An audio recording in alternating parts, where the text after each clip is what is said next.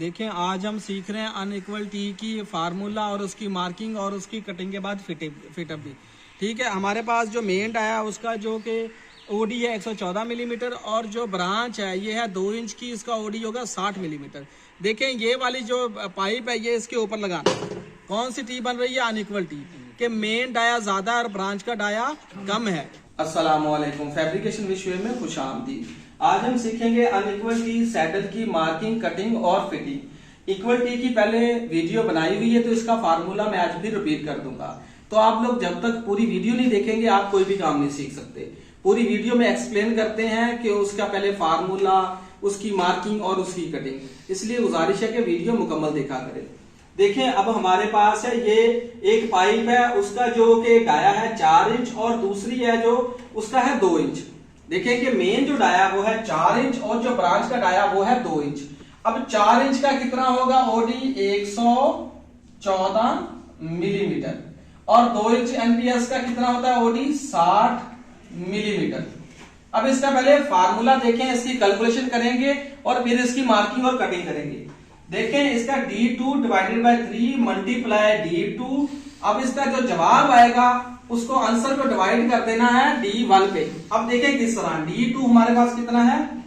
60 millimetre divided 3 multiply D2 हमारे पास कितना है? 60 मिलीमीटर। अब इनकी कैलकुलेशन पहले करते हैं।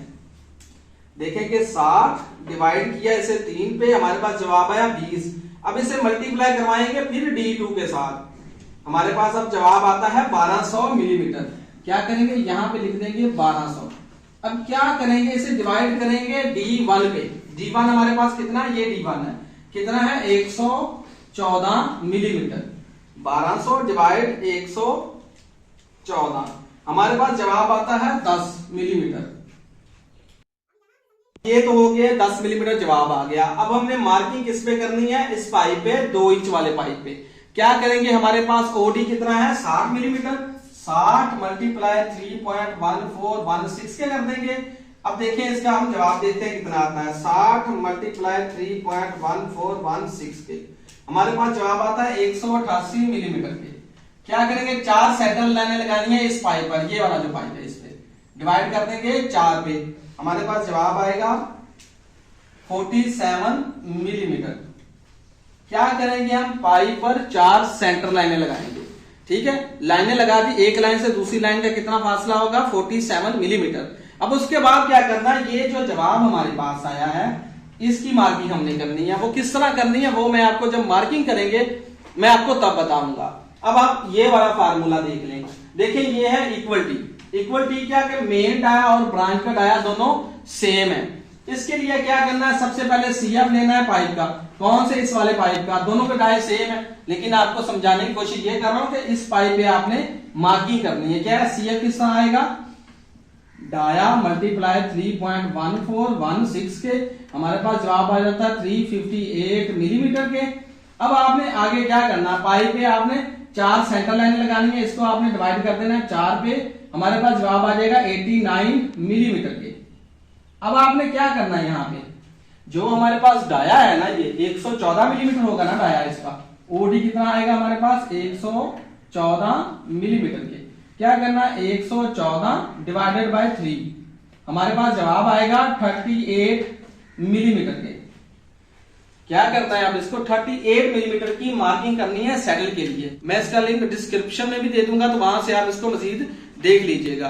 अब हम इसकी मार्किंग करते हैं। मार्किंग के बाद कटिंग करेंगे। कौन सी? अनइक्वल टी की मार्किंग, और अब हम इसकी कटिंग भी करते हैं। मैं आपको अनइक्वल टी का फार्मूला याद करने का ना तरीका भी बताता हूं, वो किस तरह है। देखिए आपने याद करना है कि छोटा डाया तकसीम 3 ज़रब छोटा डाया तकसीम बड़ा डाया। देखिए अब हमने इसी तरह किया। क्या किया? छोटा डाया तकसीम 3। छोटा डाया हमारे पास कितना था? ये वाला छोटा डाया D2। छोटा डाया तकसीम 3 ज़रब, फिर क्या किया? छोटे डाये के साथ, फिर जो इसका जवाब आया उसको हमने डिवाइड कर दिया बड़े डाये के ऊपर। तो आपने इस तरह याद करना, छोटा डाया तकसीम 3 ज़रब छोटा डाया, फिर उसके बाद तकसीम बड़ा डाया। किसको करना है, यहाँ पे कैलकुलेशन देख लेनी है कि जो इनका जवाब आएगा उसको डिवाइड करना है बड़े डाय के ऊपर। ठीक है, ये बिल्कुल एक आसान तरीका है इसको याद करने का, अगर आपको याद नहीं होता। देखें, आज हम सीख रहे हैं अनइक्वल टी की फार्मूला और उसकी मार्किंग और उसकी कटिंग के बाद फिटअप भी। ठीक है, हमारे पास जो मेन डाया है उसका जो कि ओडी है 114 मिलीमीटर और जो ब्रांच है ये है 2 इंच की, इसका ओडी होगा 60 मिलीमीटर। देखें, ये वाली जो पाइप है ये इसके ऊपर लगाना। कौन सी टी बन रही है, अनइक्वल टी, कि मेन डाया ज्यादा और ब्रांच का डाया कम है। देखिए, अब हमने इसका फार्मूला देखा था, क्या किया कैलकुलेशन के बाद इसका फार्मूला कटबैक निकालने के बाद क्या किया कि इसका CF लिया। CF लेके हमने 4 सेंटर लाइनों में कर रहे हैं क्या, CF डिवाइडेड बाय 4 किया, हमारे पास आ गया 47 मिलीमीटर। अब हमने क्या किया, एक लाइन से दूसरी लाइन का फासला कितना, 47 मिलीमीटर, 47 मिलीमीटर का मार्किंग कर दी। अब हमारे पास कट बैक आया था 10 मिलीमीटर। अब हम उसकी मार्किंग करेंगे, मार्किंग के बाद कटिंग करके इसके ऊपर रख के चेक करके देखेंगे कि हमने जो फार्मूला अप्लाई किया वो बिल्कुल ठीक है, कटिंग बिल्कुल ठीक है कि नहीं ठीक। आपने भी अब यहाँ पे इसकी मार्किंग तवज्जो से देखनी है। ये देखें, क्या करेंगे हम इसके ना, अब यहाँ पे अब आपने तवज्जो रखनी। मैं क्या करूँगा, एक लाइन पे ना, अब हमारे पास कट बैक आया था 10 मिलीमीटर। अब क्या करूँगा, मैं 10 मिलीमीटर पे यहाँ पे मार्किंग करूँगा इस लाइन, एक लाइन पे। ये देखें, ये 10 मिलीमीटर पे मैंने यहाँ पे निशान लगा दिया। अब देखें, यहाँ पे आपने याद रखना, अगर इस तरफ एक मार्किंग की है तो दूसरी इसके ऑपोजिट नीचे वाली लाइन पे, इस पे नहीं करनी बल्कि इस वाली पे करनी है। कितनी, 10 मिलीमीटर पे मार्किंग करनी है। क्या 100 शॉर्ट रखेंगे और 10 मिलीमीटर पे मार्किंग कर देंगे।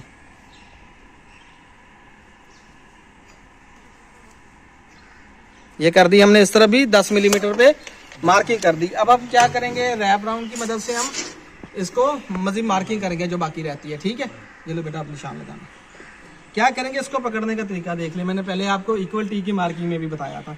इस तरह आपने इसको पकड़ना, जो आपने यहाँ पे मार्किंग की है, अब यहाँ पे तवज्जो रखनी है आपने। इस तरह करके इसे, और इस तरह, ये देखें, इस तरह इसे रखना है और मार्किंग करनी है।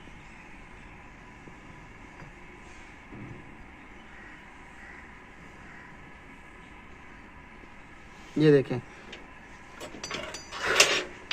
ये इस तरह होगी मार्किंग। अब दूसरी तरफ भी हम अपोजिट भी इसी तरह करेंगे इसके। अब इस तरफ करते हैं,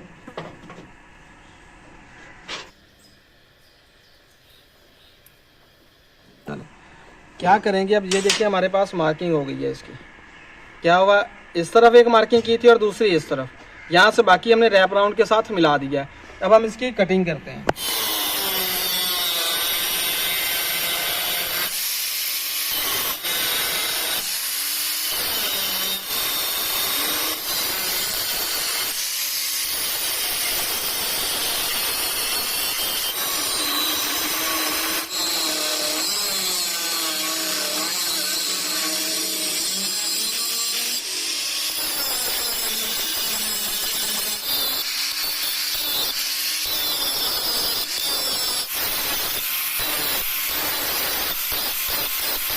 अच्छा बेटा, सबसे पहले हमने क्या किया कि हमने कैलकुलेशन की है, फार्मूला था इसका। उसके बाद हमने मार्किंग की, मार्किंग के बाद कटिंग की, कटिंग के बाद हम अब फिटिंग करेंगे।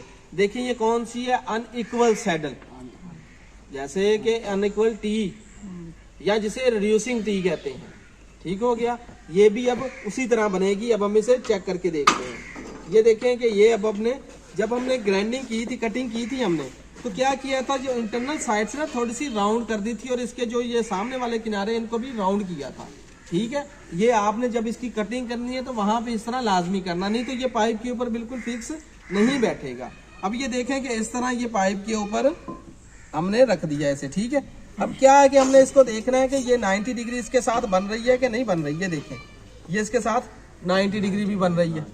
क्यों बन रही है, क्योंकि हमारी मार्किंग, कटिंग और फिटिंग सब कुछ ठीक था। ठीक है, अब ये कौन सी होगी हमारे पास, ये अनइक्वल हो गई। और ये कौन सी हमने पहले मार्किंग की थी, ये वाली, ये है इक्वल, कि दोनों पाइपों का डाया सेम है। और इसमें क्या है कि जो ब्रांच का डाया वो कम है और मेन डाया ज्यादा है।